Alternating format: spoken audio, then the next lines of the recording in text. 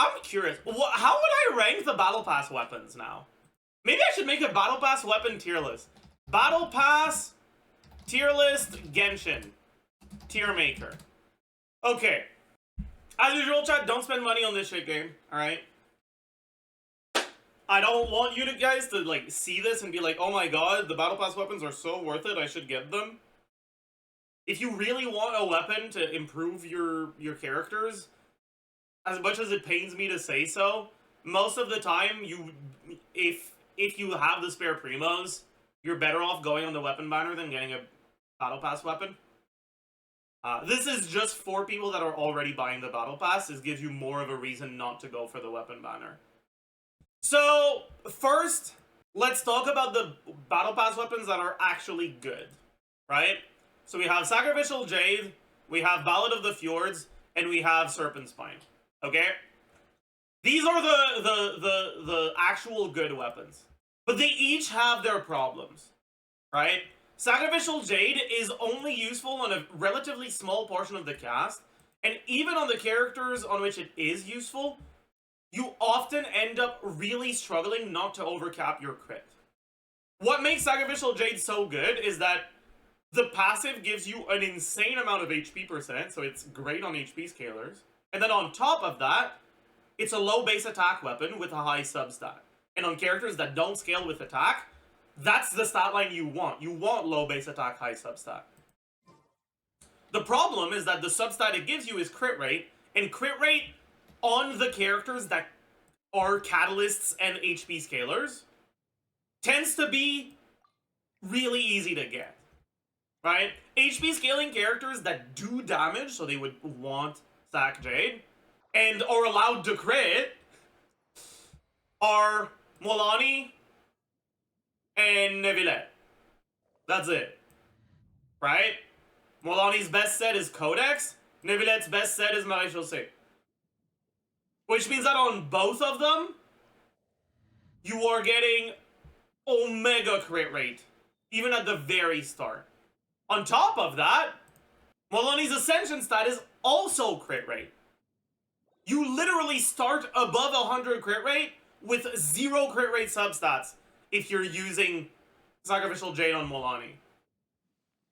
And despite that, it's still often her best weapon after Signature. Just because, as it turns out, it gives a lot of fucking HP. The biggest downside to Sacrificial Jade is a mix of that,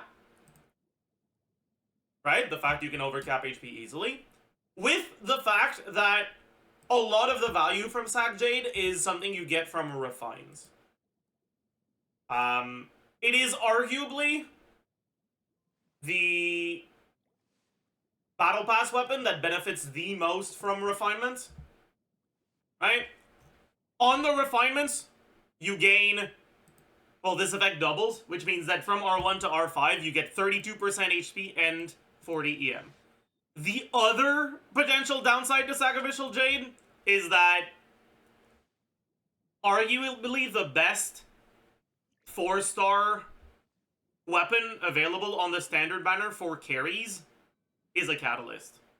Widsith is a weapon that is very powerful, and its existence makes Sacrificial Jade something you want a little bit less.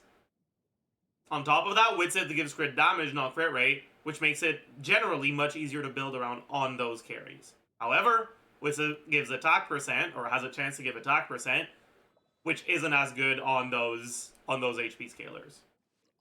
When you manage to build around the Sac Jade issues, and you take full advantage of it, so, for example, if you are playing a Neuvillette team, and especially a Neuvillette team with Shengling, where you're doing an okay-ish amount of forward vapes, and the EM on Sac Jade is not wasted, Sacrificial Jade at high refine is so good it competes with its signature.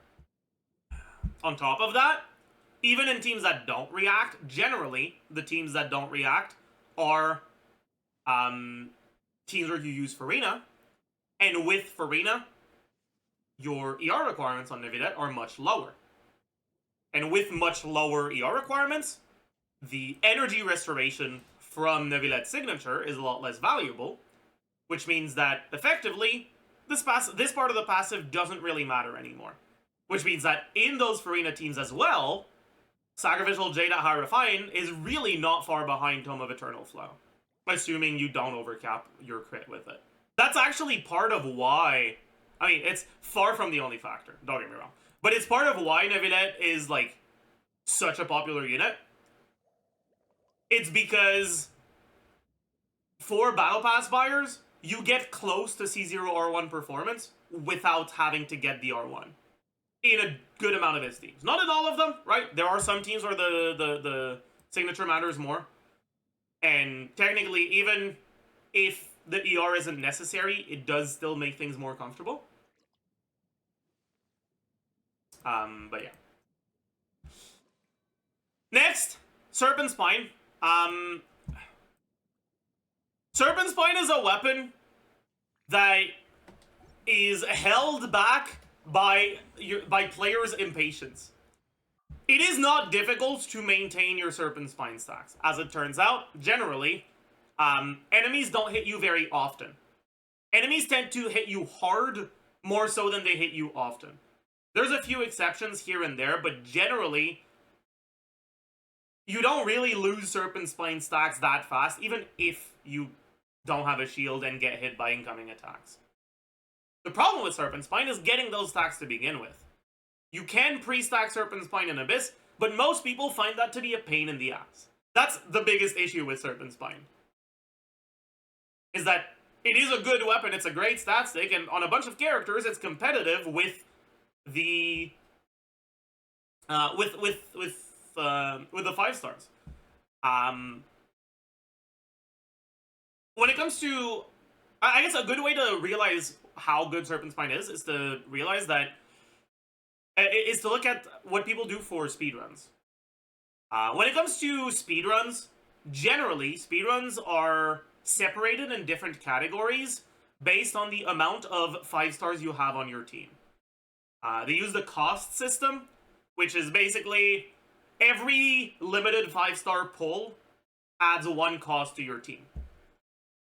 That includes base 5-star characters, signature weapons, and constellations. That means that a C0 R0 team like this would be a 4-cost team. If you were to replace this Kazuha with Lanyan, it would be a 3-cost team. If you were to get Nevilet's signature, it would be a 5-cost team. And standard 5-star weapons count for half a cost. When you look at low-cost speedruns, so speedruns that use a relatively low amount of 5-star characters, pretty much every time a Claymore character is used, they're given Serpent Spine. Because when it comes to speedruns with a stacked Serpent Spine, if you're willing to wait out the stacks before starting the chamber, Serpent Spine is competitive with the signature options very often.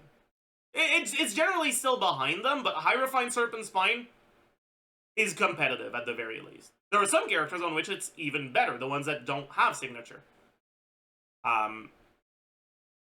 Right now, very low-cost speedrunning is kind of dominated by Molani, but Citlali has made it so that, Molani mainly because getting Molani plus her C1 and or her R1, so with like 2 to 3 cost, you can do fucking bullshit like this, and then you're still gonna one-shot the enemies.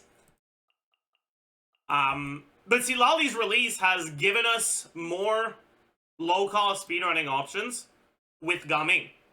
Yeah, there's also C2R0 with Witsith, but resetting for Witsith RNG dies of cringe. But yeah. With teams like this or Double Cryo. But a good reason why these low-cost speedrunning work so well is because, well, obviously the teams are very good, but also Serpent Spine is such a powerful weapon that it emulates the performance of a 5-star weapon without costing you a 5-star slot for those speedrunning regulations.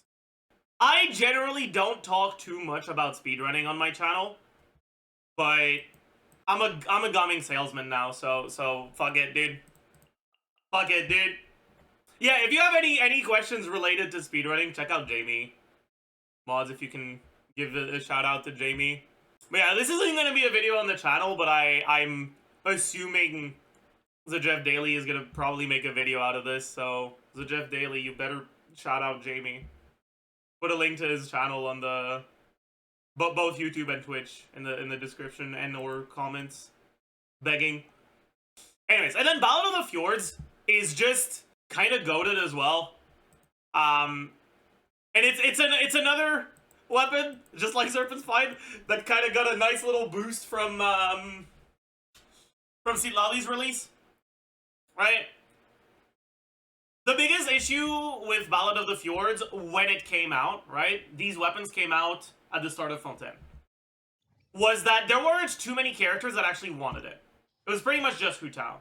Because if you look at polearm characters that actually care about EM and crit, Xiangling, but the catch exists, and the catch is so fucking broken. Hu Tao, yeah. Rosaria and Melt teams where she's melting, but those were never all that great. And that's kind of it when Ballad of the Fjords came out. Technically, at R5 it gives more EM than Dragon's Bane, so it was best in slot for EM Raiden, but it's like 19 more EM for 50 bucks. That's no. Yeah, I guess Sino as well, but like sure. Everyone forgot about Sino, let's be honest. Anyways, then, right? Arlecchino came out, and there was a bit more of a reason to get Fjords because now it was good on both Hu Tao and Arlecchino. The problem is that Arlecchino doesn't gain as much from EM as other reaction carries do. Because she doesn't vape that much of her damage. By default, she vapes about a third of her damage. Her normal attacks don't have timing with ICD that allows them to react a large portion of them. Reactions are powerful enough that even if you only vape about a third of your damage, that's still pretty good.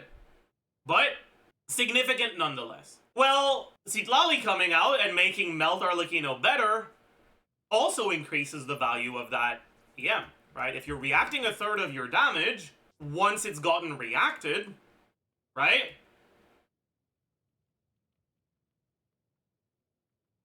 Reacted, unreacted. This is pre-react, post-react. If you're vaping it with Pyro,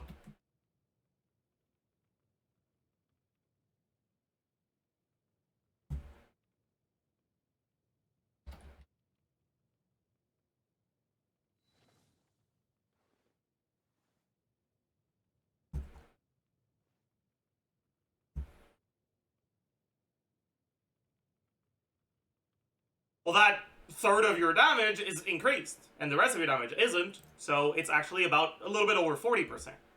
But if instead of vaping you're melting, it's actually half instead. Which means that the EM from Ballad of the Fjords is now affecting a larger portion of your damage. Which makes it better. The biggest issue with Ballad of the Fjords is that the passive is so good, and that a lot of the value from it comes from that passive. Kind of like Sacrificial Jade. Which makes it so that there's a pretty big difference between having it at R1 and having it at R5. At R1, it tends to be a minor upgrade, if an upgrade at all, over the other options, whereas at R5, it's actually pretty good. And then it also has some minor issues with the having 3 elements requirement. That doesn't tend to be that big of a deal, but there are teams where it matters. Lately, I've been... I mean, okay, first we can talk about in the Hu Tao teams. Hu Tao teams nowadays tend to like using Farina, because Hu Tao doesn't have a good artifact set, and Farina allows you to use Marechal C. But Farina's not enough Hydro by herself to let your Hu Tao properly vapor damage. So you kind of have to do double Hydro. Which means your last slot needs to not be Hydro or Pyro in order to proc the Ballad of the Fjords passive.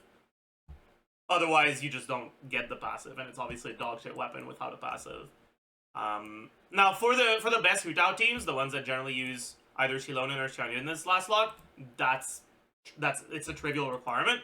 But if you don't have Xilonen or Scion, the best option here is actually generally going to be Bennett. Just because Bennett is too broken, even on a character like Hu Tao that gets a lot of attack through her HP conversion.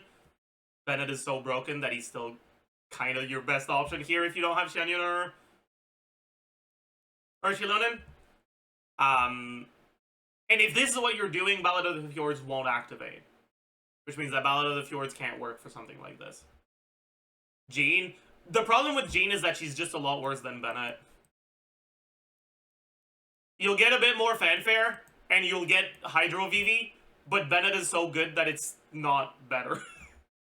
Bennett is just too good, okay? It just is what it is, man. But yeah, and then for Arlecchino, generally it's not too big of a deal. In the reaction teams with Arlecchino, you always want to use Bennett, and then if you're using Citlali, either Xilonen or an Anemo option are good here. That being said, a second Cryo is also a good option, right? The most popular ones generally being Rosaria and Diona. If that's what you're doing, Fjords doesn't activate. And then finally, in Vape Arlecchino, I'd say that the most popular Vape Arlecchino team is probably this. Or this with an Anemo. If that's what you're doing, Ballad of the Fjords will be fine. But if you're using an Anemo here, the setups tend to be kind of a pain in the ass. And in my experience, this is actually kind of good. Lately, I've warmed up a lot to Vape Arlecchino. Not because Vape Arlecchino is better with the pre-existing assumptions that I had before, but rather because charge attack combos with Arlecchino are better than I gave them credit for. They really piss me off because Arlecchino's charge attack is so bad, but the idea behind using charge attack Arlecchino is that while her charge attack is bad, it doesn't have ICD, which means that assuming you have enough application, it will always react.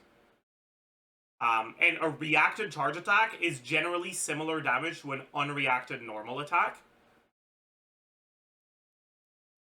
But then on top of that, spending your uptime in between your attacks with charge attacks instead of normal attacks actually gives you more favorable reaction mapping. You end up getting more reaction on your normal attacks, which means that you're losing unreacted normal attacks and you're gaining reacted normal attacks. And then on top of that, the charge attacks you're doing don't consume Bond of Life, which means that you end up getting higher Bond of Life throughout your rotation, and starting your next rotation with higher Bond of Life. All of those things together are enough to make Vape Arlecchino a bit less bad than I mean, it's not that it was ever bad, but a lot more competitive with the other archetypes than I used to give it credit for. But it's cringe. You consume a lot more stamina using charge attack combos. You have less ifrays because you're using your stamina for charge attacks instead of dashes. If you're not doing double Hydro, if you're doing solo Hydro, especially with Yelan, the charge attack combos honestly are not reliable at all. You can do in 3C with Yelan and it's fine, but it just fucking dies in multi-wave.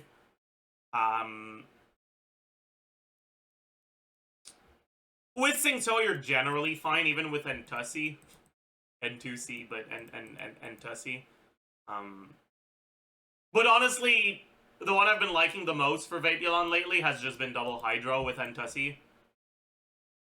It's a bit hard to show it properly on the first side of this Abyss because it's AoE. and cringe. But I'll show you. I'll show you the second side. Close your eyes for the first side. And YouTube if Zajef Daily ends up posting this, because this is what I've been doing lately when I want to test second side. This is what I've been doing on first side, and I don't think it's good for anyone's eyes to see this.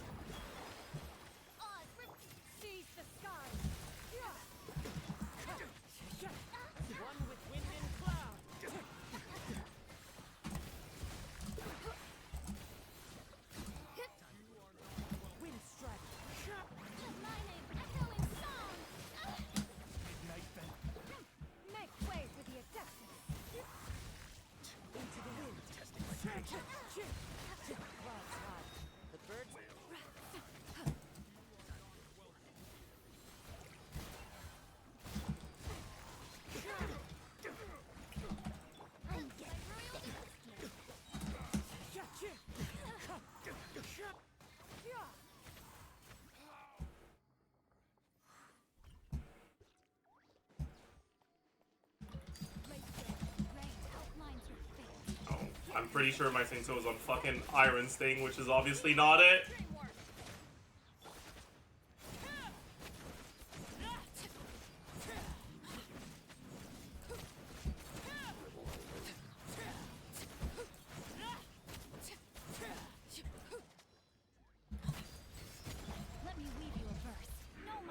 No, he's not. He's on 5. I was blind.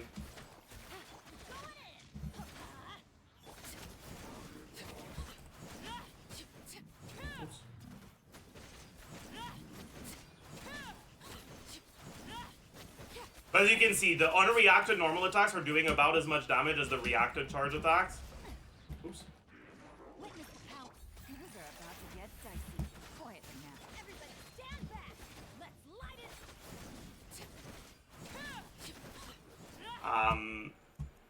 And we end up being able to attack for a much longer period of time because it takes longer to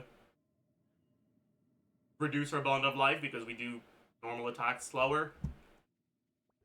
It feels wrong, but it also kind of feels good to play. Honestly, the thing that feels the worst is that because it's such a stamina heavy combo, you really can't do dashes on your supports, otherwise you're not going to regenerate your stamina fast enough. And not being able to dash cancel Singso's E is always a pain in the ass. It's annoying in Hu Tao teams. It's going to be annoying if you do Entasi or Lakino as well.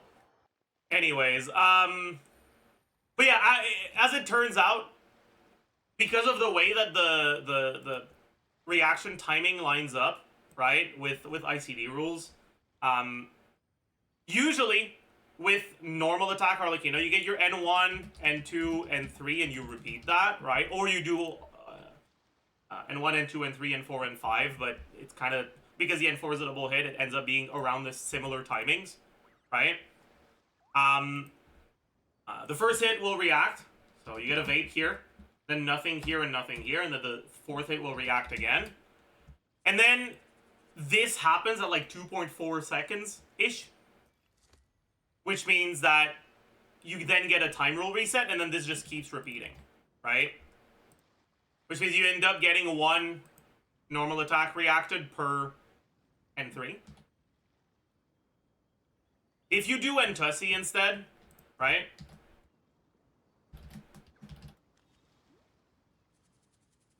This hit will vape. The N2 won't. The charge attack, because it has no ICD, will also vape. Then the N1 here happens before, or it's the third hit, so it doesn't react, but the N2 here does. And then the charge attack vapes again. And then it's been 2.5 seconds, so the next N1 will vape again, and it just repeats like this. So instead of getting 2 vape normal attacks per attack string, you get 2 vape normal attacks per attack string and 2 vape charge attacks, so you don't lose vapes. But you don't lose vapes on normal attacks, but you gain vapes on charge attacks.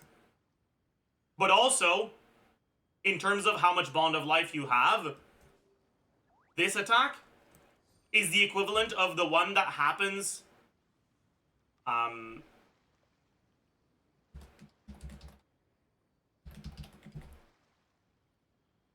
Is the equivalent of the one that happens here if you do normal attack combos, right?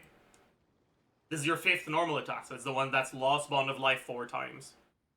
And so this vape will hit harder than this vape would. One more day off and knock out the rest of the work once. Because you have more Bond of Life. Anyways, this shit pisses me off, okay? I truly do hate it so much, okay? But it is actually good. And as long as you're using Xingqiu, it is also actually practical. I don't think it's practical without Xingqiu. I don't think Yelan is enough Hydro for it to be consistent. And without Xingqiu resistance to interruption, not having the dashes for iframes is like way too painful.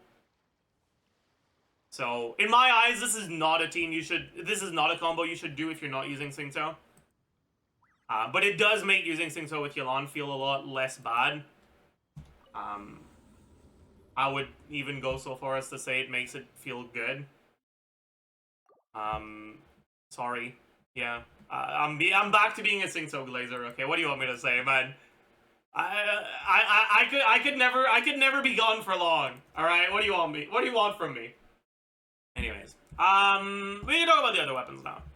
So the main reason why these weapons are above the other ones for me is because they actually are sometimes competitive, or at least not that far behind the 5-star options in some situations. But they're also just decent stat sticks in general. Below that is going to be the weapons that are decent stat sticks, but not quite so good that they can sometimes compete with the 5-stars. So, Deathmatch, Wolf-Fang, I guess. They're just pretty good stat sticks. The problem with Wolf-Fang is it's not all that versatile. It doesn't work on a bunch of different characters. So I don't know how I feel about it being here, but it is good enough. I think I would put it there. Then there's Viridescent Hunt, which is kind of hard to evaluate. I've really enjoyed using Viridescent Hunt lately because they have, for the past few abysses, they very often had a few enemies that start off relatively close together, but that are kind of cringe to keep grouped. Last abyss, it was like the three Saurian wave into a boss. This abyss, it's the Eremites. And Viridescent Hunt actually works as pseudo-grouping in a lot of teams that helps you keep them grouped to do your damage before they ungroup themselves. It's something that's really noticeable in Overload teams especially, because Overload teams without this, well, they overload. I know, what a fucking surprise.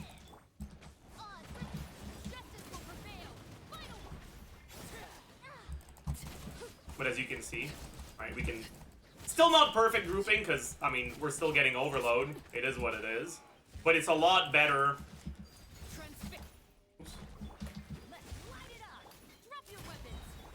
than not having any.